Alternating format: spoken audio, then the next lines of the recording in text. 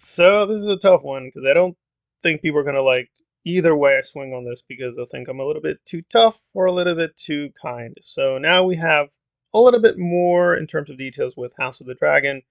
We know who one of the Grand Maesters will be played by. It'll be played by Kurt, who is playing Orwyle or Orwell. I think George is going with Orwell. I think this is kind of a subtextual Orwell joke, but maybe I'm wrong.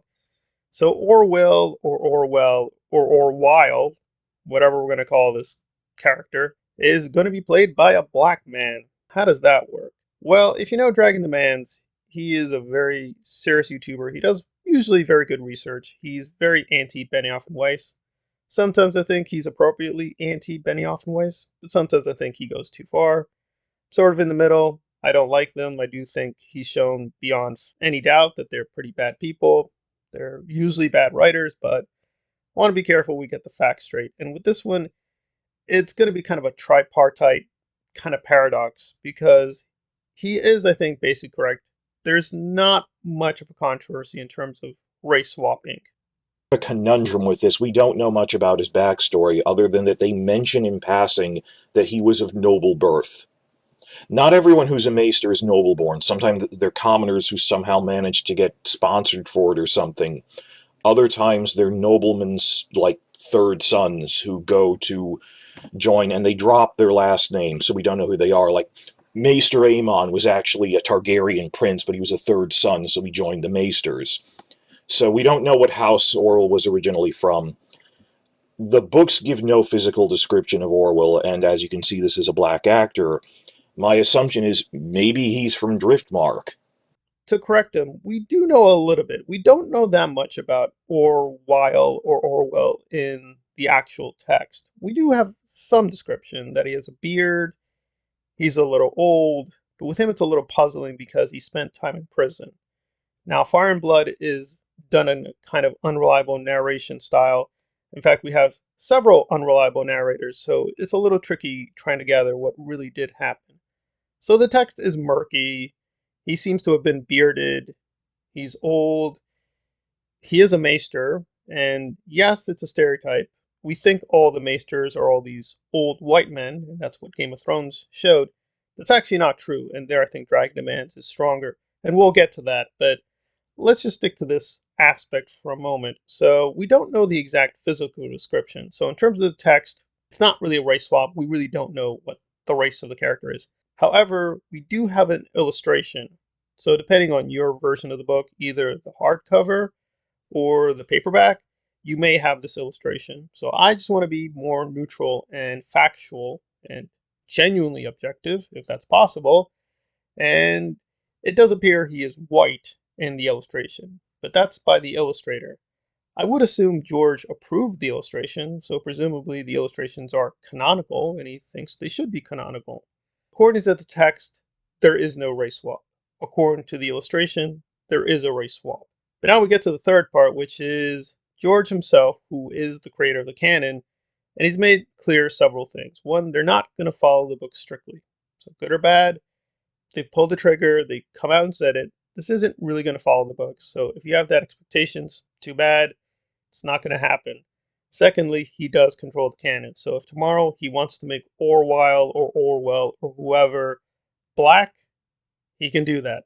You may not like that, I may not like that, but in all future books or in terms of the canon from now on, he is black. He can do that. He can do that in a single second. He can just say tomorrow, guess what? He's black. He's always been black.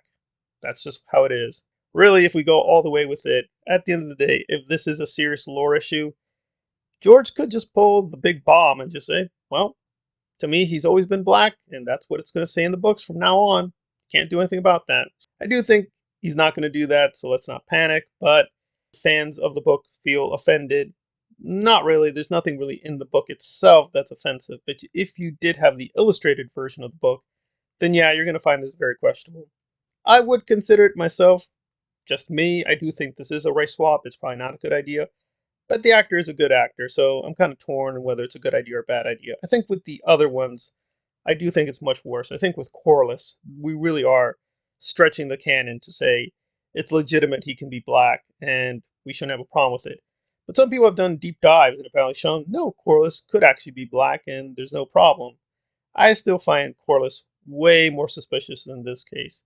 And now we're going to get to the good lore stuff with Alaros. So the idea, oh, why would he be black? Well, they never mentioned what he looked like, and there are Sorella Sand. There's black acolytes at the Citadel. That isn't that unusual because they come if you're from a port city or something. As for whether he's a Velaryon or not, we actually managed to get a photo of him in the recent Empire magazine spread. Now, I want to forewarn a lot of people may not understand what we're talking about.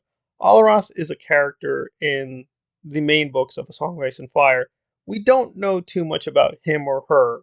Yes, that's another paradox. Is this a boy or a girl?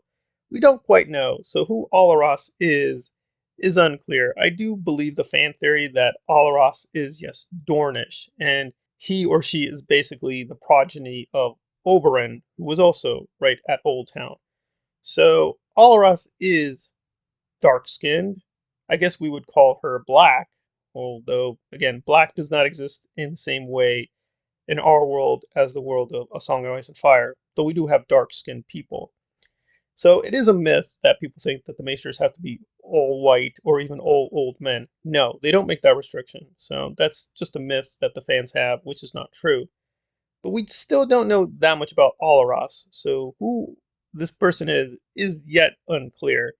But in principle, yes, the Maesters can be anyone. They can be dark skinned.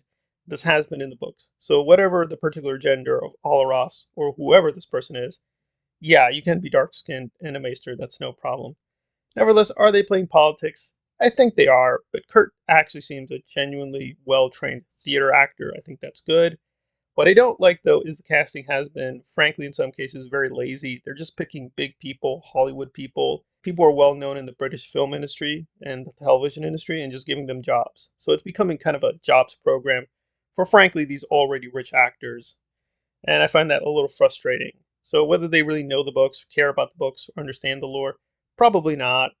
But I do think, hopefully, and I'm not saying that viciously, that Corliss as well as Matt Smith will be killed off fairly early on and we don't have to worry about them anymore. But yeah, I do find it suspicious that Corliss is quote black and it's being played by a black actor. But I also find it suspicious Matt Smith is being hired as an actor. Why? Apparently he's a sex symbol for some women in Britain. Apparently he's very famous in Britain. Good for him. What does that have to do with anything? What does that have to do with the fiction? What does that have to do with the Song of Ice and Fire? Not much as far as I can tell. So there has definitely been some laziness in the casting, and it's unfortunate, but now that they're doing better casting, we should be suspicious. I don't think we should be suspicious in this case of a race swap or even the particular actor, but again, they have lost some credibility on this question. And I think that's a fair judgment about where we are with House of the Dragon and who is being cast for what part.